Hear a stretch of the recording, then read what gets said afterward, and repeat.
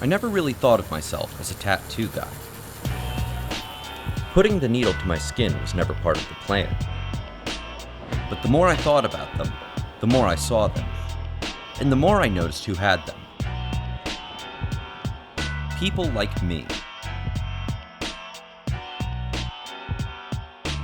I'll take my pants off. I'm not going to take my shoes off. That's when I met Badder Israel. I found tattoo about 7 years ago. Touching people's skin, it's like sponge, it's like soft, it's alive. I think now you see people more younger are getting tattooed. The numbers don't lie. According to the Pew Research Center, more than a third of Generation Y, a whopping 38%, has at least one tattoo. Compare that to 32% of Gen X, and only 15% of baby boomers. And 18% of Gen Y who have a tattoo have 6 or more. Somehow, Gen Y had become Gen Inc. Was I missing something? My peers seemed to think so. The day and age we live in now, everyone's tatted up. Holton Desprez and Jaleel Riley are two of Badder's customers. They came with Holton's cousin Timmy to finish up their latest pieces. To me, it's art. I like to show off art. Maybe, but would my future bosses see it that way? Where I work, we gotta like cover up our tattoos like a lot. People don't believe like tattoos are professional. You can have tattoos and work in a corporate office, it doesn't change you. If everyone had tattoos and every company's like, oh, you can't have tattoos, I guess you won't have people working for you and your company will just fail in a way. The taboo of getting a tattoo, I think, is changing. I've been tattooing lawyers, I've been tattooing doctors. Anybody can get a tattoo. Lawyers? Doctors? Journalism students, maybe? Growing up, tattoos were the stuff of badasses and rock stars, not 9-to-5ers, and definitely not buttoned-up lawyers. You know, when I first started in law, I didn't know any other lawyers with tattoos. Marisa Kukulis is a public interest lawyer in Brooklyn. She also runs a blog called Needles and Sins. I was really afraid that people wouldn't think that I could fully go to bat for a corporate client if I was a freak. I stopped here, and then I said, I don't know if I can go further down with my career. Now, she says, tattoos are becoming commonplace in her line of work.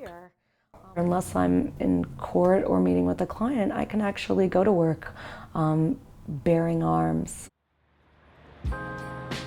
Not that long ago, it was risky to flaunt your ink. In fact, Kukulis' earliest tattoos weren't even legal. That was part of the thrill. I went to the East Village, kind of knocked on the door. They asked, who do you know? There was a sexiness to it. Tattoos were banned in New York from 1961 until 1997. That means no storefronts, no advertising. Not like today. The spread of hepatitis B and AIDS, I would have never gone under the needle back then. Then again, I wasn't alive, so I guess I didn't really have a choice. Inked Magazine's Rocky Rakovic says you had to get your hands a little dirty to get your arm tattooed.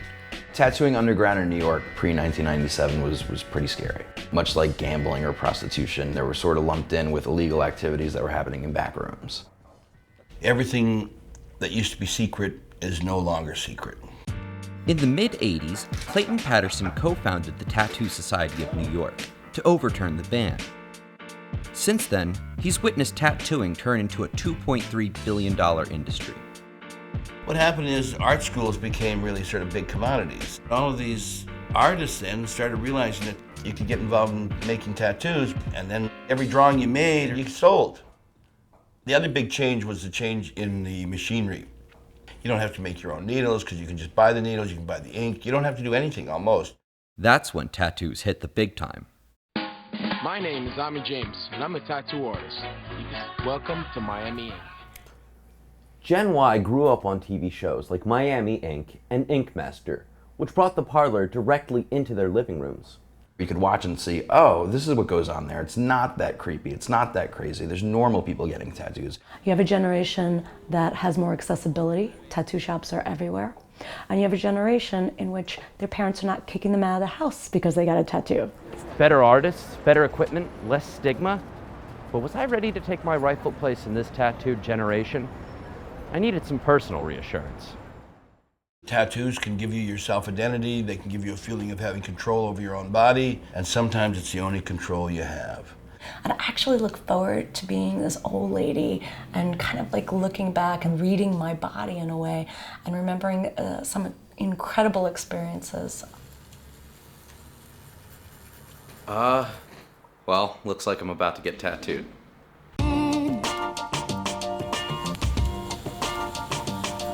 That's it? Yep. That's not bad. Oh, you see, you're really addicted. Maybe I had become addicted. Or maybe I was just a product of my times. I think in this digital age where people don't have attention spans for more than a few seconds, tattooing is something very permanent. I mean, I think that's just our culture in general, that if you don't put your hand up, if you don't stand out, then you're gonna disappear. Not necessarily. The ink's disappearing too. Tattoo removals are now a $66 million industry. Maybe this once outlawed art just isn't that sacred anymore. Tattooing used to have a lot of sort of social presence. Oh my God, did you see that guy? He's got tattoos. Ooh. Now it's like, oh, okay, you got a tattoo, who cares? And why should we care? We connected the world with Ethernet cables.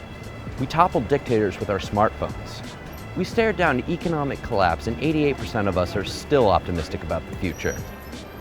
We're just a generation comfortable in our own skin, whether it's inked or not.